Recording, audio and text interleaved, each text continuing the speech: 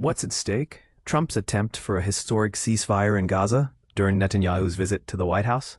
In an ambitious diplomatic effort, President Donald Trump is striving to broker a significant ceasefire in the Gaza Strip. This high-stakes negotiation is set to unfold as Trump hosts Israeli Prime Minister Benjamin Netanyahu at the White House. The primary aim is to address the critical issues surrounding hostages and to halt ongoing hostilities between Hamas and Israel. But here's where it gets controversial. The Oval Office discussions come right on the heels of Trump's bold decision to strike Iranian nuclear facilities, which has stirred mixed reactions among his supporters. Some followers felt let down by Trump's earlier commitments to steer clear of conflicts. During his remarks, Trump expressed strong resolve with Netanyahu about concluding the battle. "I'm confident we'll have a deal next week," he assured the media.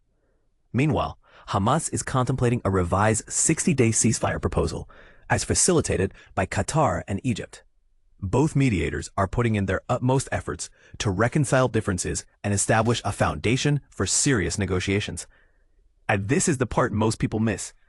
This effort is not only about a ceasefire, but could also involve broader diplomatic agreements with neighboring Arab countries. Israeli officials believe that these talks provide genuine tactical advantages that could influence Israel's crumbling security framework in the region. Interestingly, Netanyahu finds himself in a unique position where he could push for peace despite facing strong opposition from Trump's far-right coalition partners. This might be more feasible now after the successful U.S.-Israel strikes on Iran, which have notably garnered high support among Israelis. According to the updated terms of the proposal, dated June 30, Hamas would release 28 Israeli hostages, comprising 10 living individuals and 18 deceased, through a phased plan during the 2-month ceasefire. Immediate humanitarian aid would be dispatched to Gaza with contributions from the United Nations and the Palestine Red Crescent Society. Controversially, the agreement does not equate to a permanent end to the hostilities. Israeli authorities insist that even if the truce is accepted, they retain the option to resume military actions if necessary, according to Israeli Ambassador Hani Danon. Trump's chief envoy, Steve Witkoff, has been dedicated to securing this short-term ceasefire. The updated proposal reaffirms Trump's stance on maintaining dialogue towards a lasting peace settlement, one that would ultimately lead to the release of all hostages.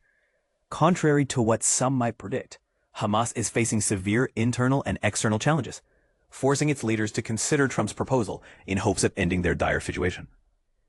But what if Hamas views this deal as a lesser evil compared to continued conflict, even though it might set a troubling precedent for future Israeli actions?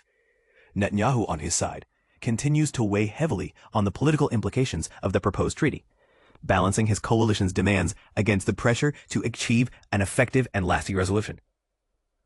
Look, there's a lot going on right now for Trump's foreign policy institute here. Take a look at this. It'll reshape relationships in the Middle East region for years to come. Wow.